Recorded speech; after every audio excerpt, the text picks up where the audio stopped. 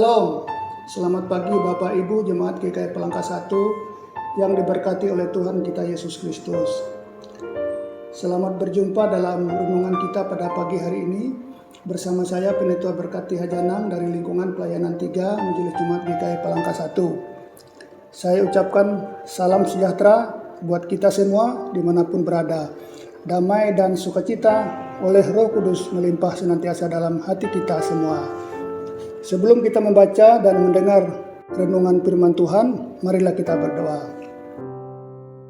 Pagi hari ini kami datang kepadamu ya Tuhan, untuk mengucap syukur karena berkat kemurahan-Mu di mana Tuhan telah menjaga dan melindungi kami sepanjang tidur dan istirahat kami malam tadi. Dan pada saat ini kami mau membaca dan mendengarkan renungan firman-Mu, jamahlah hati kami supaya terbuka pada setiap kebenaran-Mu dan kami mau taat pada kasih Tuhan. Dalam nama anak-Mu Tuhan Yesus Kristus kami telah berdoa. Amin.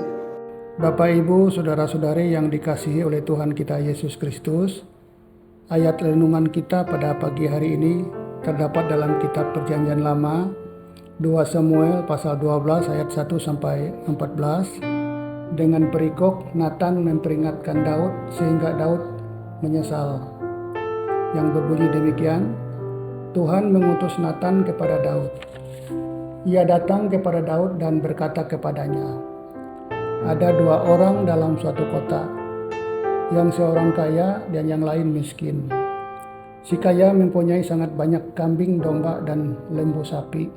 Si miskin tidak mempunyai apa-apa, selain dari seekor anak domba betina yang kecil, yang dibeli dan dipeliharanya.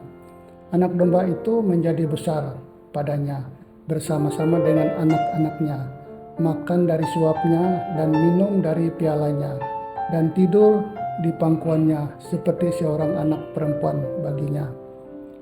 Pada suatu waktu orang kaya itu mendapat tamu dan ia merasa sayang mengambil seekor dari kambing dombanya atau lembunya untuk memasaknya bagi pengembara yang datang kepadanya itu.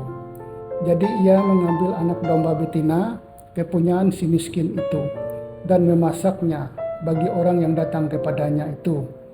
Lalu Daud menjadi sangat marah karena orang itu dan ia berkata kepada Natan, demi Tuhan yang hidup, orang yang melakukan itu harus dihukum mati.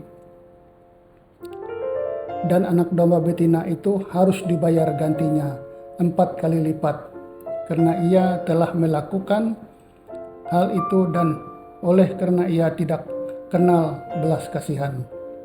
Kemudian berkatalah Natan kepada Daud, engkaulah orang itu. Beginilah firman Tuhan Allah Israel, akulah yang mengurapi engkau menjadi raja atas Israel, dan akulah yang melepaskan engkau dari tangan Saul. Telah kuberikan isi rumah tuanmu kepadamu dan istri-istri tuanmu ke dalam pangkuanmu. Aku telah memberikan kepadamu kaum Israel dan Yehuda. Dan seandainya itu belum cukup, tentu kutambahkan lagi itu dan itu kepadamu. Mengapa engkau menghina Tuhan dengan melakukan apa yang jahat di matanya? Uria orang Het itu kau biarkan ditewaskan dengan pedang. Istrinya kau ambil menjadi istrimu, dan ia sendiri telah kau biarkan dibunuh oleh pedang Bani Aram. Oleh sebab itu, pedang tidak akan menyingkir dari keturunanmu sampai selamanya, karena engkau telah menghina aku dan mengambil istri Uria orang Het itu untuk menjadi istrimu. Beginilah firman Tuhan, bahwasanya malapetaka akan kutimpakan ke atasmu dan yang datang dari kaum keluargamu sendiri. Aku akan mengambil istri-istrimu di depan matamu dan memberikannya kepada orang lain. Orang itu akan tidur dengan istri-istrimu di siang hari. Sebab engkau telah melakukannya secara tersembunyi. Tetapi aku akan melakukan hal itu di depan seluruh Israel secara terang-terangan. Lalu berkatalah Daud kepada Natan, aku sudah berdosa kepada Tuhan. Dan Natan berkata kepada Daud, Tuhan telah menjauhkan dosamu itu, engkau tidak akan mati. Walau demikian, karena engkau dengan perbuatan ini telah sangat menista Tuhan, pastilah anak yang lahir bagimu itu akan mati. Demikianlah firman Tuhan. Berbahagialah orang yang mendengar firman Tuhan dan yang memeliharanya. Amin. Bapak, Ibu, saudara-saudari yang dikasihi oleh Tuhan kita Yesus Kristus. Renungan kita pada pagi hari ini ditulis oleh Vikaris Aprinita STH yang diberi judul Tuhan memberikan teguran tanda kasih yang berbunyi demikian. Tuhan berkali-kali berbicara kepada Daud dengan berbagai maksud. Kadang memberikan tuntunan, kadang arahan strategi perang juga disampaikan oleh Allah. Namun saat itu Tuhan menyampaikan tegurannya melalui Nabi Natan. Dengan cara yang sangat elok, Nabi Natan menceritakan kisah seorang kaya berlaku sewenang-wenang terhadap seorang miskin. Kisah yang diuraikan Nabi Natan itu ternyata membangkitkan kemarahan Daud. Secara spontan Daud menyatakan bahwa orang kaya itu harus dihukum mati. Tanpa disangka, ia lalu mendapat umpan balik yang menusuk hatinya. Ternyata dirinya lah figur yang digambarkan oleh Nabi Natan sebagai seorang kaya itu. Daud telah mengambil istri Uria, bahkan membunuh Uria dengan memakai tangan orang lain. Padahal apa yang kurang dari Daud? Tuhan telah memberikan sesuatu kepada dia. Bahkan seandainya masih ada yang kurang, Tuhan pasti akan memberikannya lagi. Memberikan teguran kepada seseorang sering menghasilkan sesuatu masalah baru.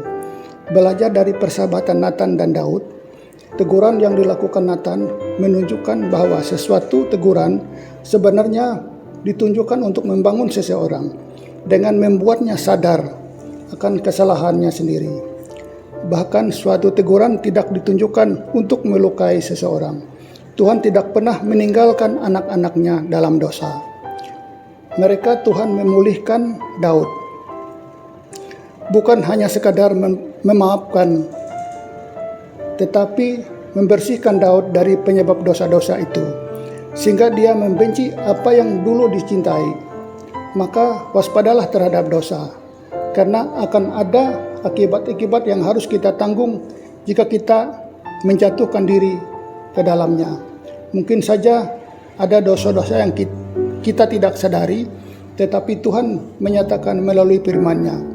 Jika kita mendengar teguran Tuhan melalui firman-Nya, mohonlah meminta pengampunan dan berusahalah untuk melanjutkan hidup dengan ketaatan penuh. Amin. Mari kita berdoa. Terima kasih Tuhan Yesus atas firman-Mu yang sudah kami dengar. Tuhan Yesus, biarlah melalui firman-Mu dapat memberikan berkat yang melimpah setiap usaha dan pekerjaan kami. Ajarlah kami selalu taat dan setia kepadamu. Amin. Selamat pagi dan salam sehat untuk kita semua.